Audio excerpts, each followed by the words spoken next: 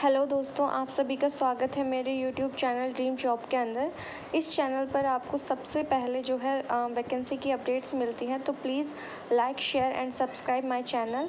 और देखिए, आज मैं फिर आप लोगों के लिए एक अच्छी वैकेंसी लेकर के आई हूँ। और ये जो वैकेंसी है ये निकली हुई है बैंकिंग सेक्टर से, यानी बैंकिंग के अंदर अगर आप जॉब करना चाहते हैं, उस पर अपना करियर बनाना चाहते हैं, तो सबसे अच्छी वैकेंसी है ये। एंड पीछे बैकग्राउंड में जो नॉइस आ रही है उसके लिए sorry. Indian institute of banking personnel and selection यानी IBPS से जो है ये वैकेंसी रिलीज़ हुई है नोटिफिकेशन। और ये है स्पेशलिस्ट ऑफिसर के लिए जो है वैकेंसी आई हुई है, यानी बहुत ही अच्छी पोस्ट रहने वाली है। आपको पता होगा अभी भी थोड़े दिन पहले जो था ये वैकेंसी जो थी SBI PO की भी रिलीज़ हुई थी, IBPS PO की भी रिलीज़ हुई थी। एंड नाउ IBPS SO की जो वैकेंसी है इसका नोटिफिकेशन आया है। अगर हम बात करें जो पोस्ट रहने वाली है वो रहने वाली है IT ऑफिसर की scale 1, agricultural field officer scale 1, राजभाषा अधिकारी scale 1, law officer scale 1, HR personnel officer scale 1, marketing officer scale 1। तो यानी बहुत ही अच्छी वैकेंसी जो है यहाँ पे रहने वाली है। अगर हम बात करें ऑनलाइन एप्लीकेशन फॉर्म की, जो फॉर्म फिल करने की डेट है वो स्टार्ट हो गई है 1 जुलाई से। लास्ट डेट रहने वाली है 21 जुलाई, यानी आपके पास जो है 21 दिन का समय इन्होंने दिया है। यानी 1 जुलाई जो है आपकी स्टार्ट हो गई है डेट, एंड 21 जुलाई जो है वो आपकी लास्ट डेट रहने वाली है। उसके बाद अगर आप बात करें प्री एग्ज़ाम की, तो वो अगस्त में हो जाएगा। अगर हम बात करें मेन एग्ज़ाम की, तो वो नवंबर में होगा। एंड देन उसके बाद इंटरव्यू कंडक्ट होगा, वो आपका दिसंबर में होगा।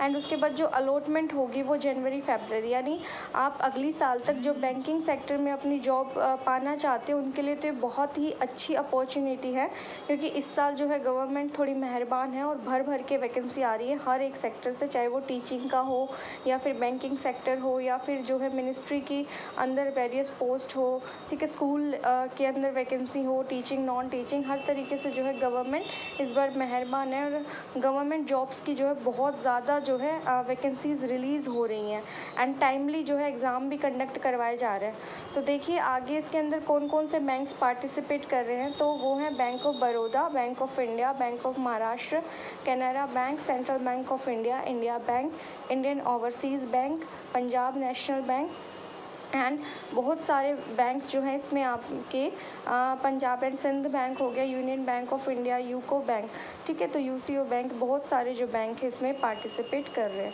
बेसिकली अगर इसकी जो स्पेशलिस्ट ऑफिसर है उसका स्केल 1 की अगर हम सैलरी की बात करें तो वो 48,480 रुपये आपकी बेसिक पे रहेगी। इसके साथ भी आपको एक्स्ट्रा जो है मिलेगा, चाहे वो HRA हो, TA DA वगैरह जो भी होते हैं वो सारी, यानी मेडिकल वगैरह, और बहुत सारी जो है आपको अदर फैसिलिटीज़ भी मिलेंगी।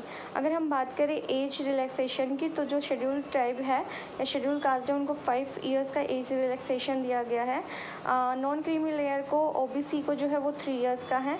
एंड PWD कैंडिडेट्स के लिए 10 ईयर्स का जो है यहाँ पे रिजर्वेशन यानी एज रिलैक्सेशन में दिया हुआ है, यानी एज रिलैक्सेशन उनको ऐसे दिया हुआ है। अगर इसके बाद हम नीचे स्क्रॉल करें तो देखिए इस वीडियो के एंड तक बने रहिएगा। वीडियो शायद थोड़ी लंबी लगे आपको, बट इसमें आपको जो है कंप्लीट इन्फॉर्मेशन मिलेगी और आप जो है स्क्रीनशॉट ले सकते हैं अपने एग्ज़ाम पैटर्न का, एंड सब कुछ इसके अंदर मैं आपको बताऊंगी। तो अगर हम बात करें एजुकेशनल क्वालिफ़िकेशन की, तो देख लीजिए जो IT ऑफिसर स्केल 1 है उसके लिए जो है मिनिमम जो एज है वो 20 साल है, मैक्सिमम 30 साल है।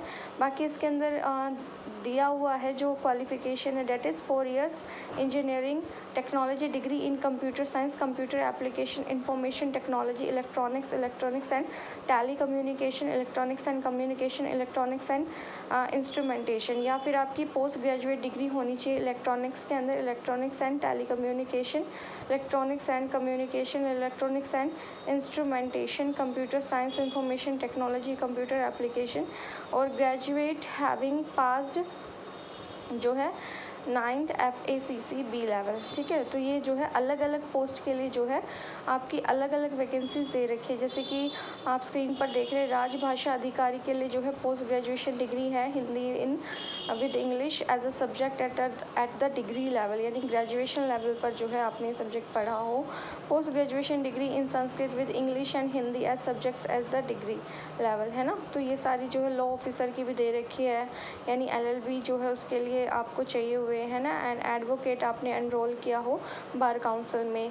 HR और पर्सनल ऑफिसर की भी जो है इसमें दे रखी है vacancy eligibility, that is graduate and 2 years full time post graduate degree और 2 years full time post graduate diploma in personal management and industrial relations, HR, HRD, social work, labour law. ठीक है, तो ये इस तरीके के जो है अलग अलग वैकेंसी दी हुई हैं, तो आप इनको पढ़ लीजिएगा।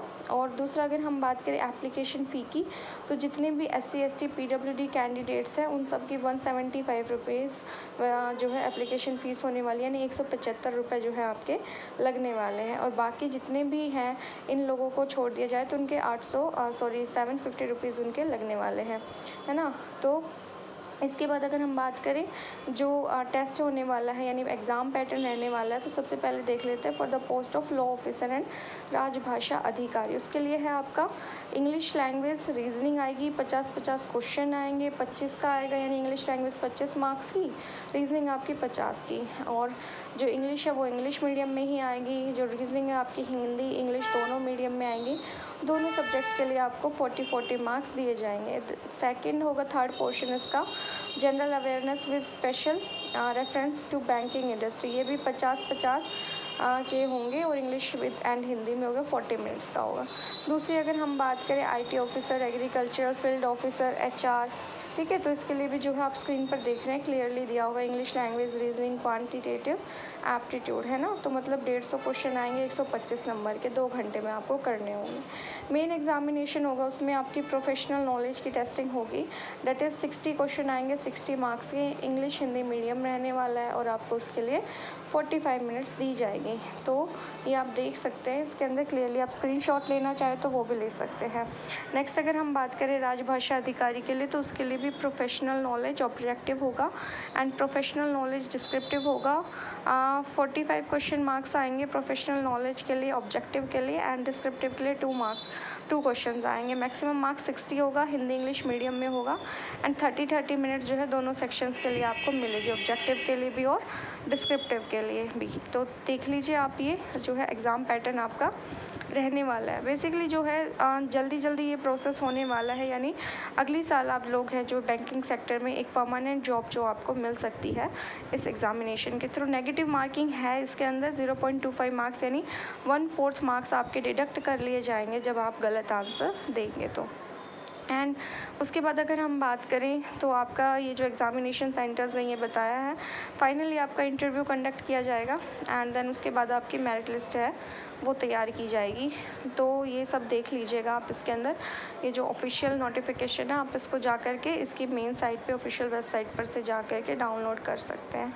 तो thanks for watching, subscribe my channel और देखिए सब्सक्राइब कीजिए, बिकॉज़ आपका एक सब्सक्राइब जो है वो बहुत ही ज़्यादा है, मतलब कि बहुत ही ज़्यादा मेरी हिम्मत बढ़ाता है। And thank you.